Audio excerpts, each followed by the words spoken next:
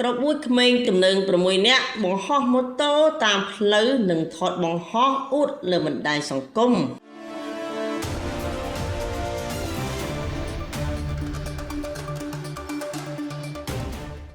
ខេត្តកំពង់ស្ពឺកងកម្លាំងអាវុធហត្ថខេត្តកំពង់ស្ពឺបានធ្វើការឃាត់ខ្លួនក្មេងទំនើងចំនួន6នាក់ជាបន្តបន្ទាប់ពាក់ព័ន្ធនឹងករណីបង្ហោះម៉ូតូតាមដងផ្លូវសាធារណៈជាច្រើនលើកស្ថិតនៅក្នុងភូមិសាស្ត្រខេត្តកំពង់ស្ពឺហើយបង្ហោះបង្អួតលើបណ្ដាញសង្គម Facebook ប្រតិបត្តិការនេះធ្វើឡើងដោយអនុវត្តតាមគោលការណ៍ដឹកនាំយ៉ាងម៉ឺងម៉ាត់របស់លោកនាយឧត្តមសេនីយ៍សៅសុខាអគ្គមេបញ្ជាការរងកងយុទ្ធពលខេមរៈភូមិន្ទនិងជាមេបញ្ជាការកងរាជអាវុធហត្ថលើផ្ទៃប្រទេសនិងមានការណែនាំដោយផ្ទាល់ពីសំណាក់លោកបណ្ឌិតជាមច័ន្ទសុផាន់អភិបាលនៃគណៈអភិបាលខេត្តកំពង់ស្ពឺក្រោមការបញ្ជាដោយផ្ទាល់របស់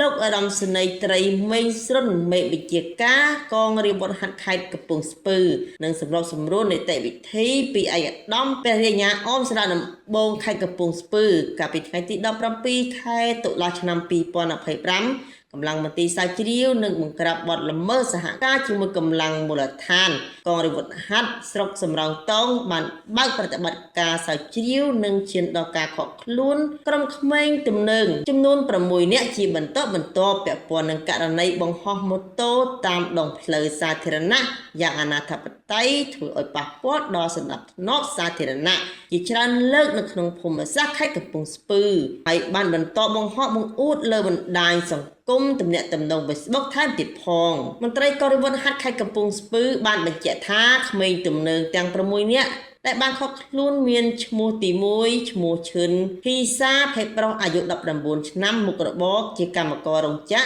ទីលំនៅបច្ចុប្បន្នភូមិពងរកឃុំតាំងក្រូចស្រុកសំរោងតងខេត្តកំពង់ស្ពឺទី2ឈ្មោះសាយសុលៀបភេទប្រុសអាយុ16ឆ្នាំមុខរបរមិនពិតប្រាកដមានទីលំនៅបច្ចុប្បន្នភូមិតាំងកំពីឃុំទំព័រមាសស្រុកសំរោងតងខេត្តកំពង់ស្ពឺទី3ឈ្មោះរ៉េតសំណាងភេទប្រុសអាយុ17ឆ្នាំមុខរបរជាកម្មកររោងចក្រទីលំនៅបច្ចុប្បន្នភូមិអង្គតាម៉ៅឃុំតាំងក្រូចស្រុកសំរោងតងខេត្តកំពង់ស្ពឺ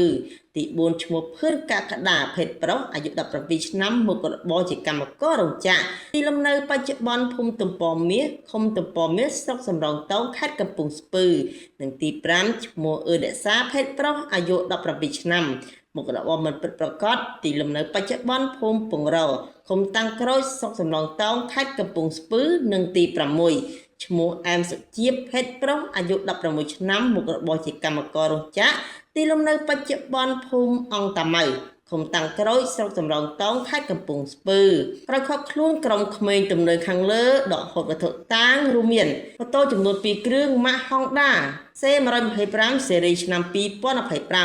ខ្មៅពាក់ស្លាកលេខចំនួន1គ្រឿងនិងម៉ាក Nix ពណ៌សពាក់ស្លាកលេខកំពង់ស្ពឺ17639ចំនួន1គ្រឿងនិងទូរស័ព្ទចំនួន5គ្រឿងផងដែរបច្ចុប្បន្នក្មេងទំនើងទាំង6នាក់ត្រូវបានកម្លាំងជំនាញធ្វើការកោសក់ណែនាំអប់រំនិងធ្វើកិច្ចសន្យាបញ្ឈប់នៅសកម្មភាពទាំងនេះទៀតហើយក៏បានឲ្យអាណាព្យាបាលមកធានាត្រឡប់ទៅលំនៅឋានវិញចំណែកម៉ូតូត្រូវបានដកហូតមករក្សាទុករយៈពេល3ខែ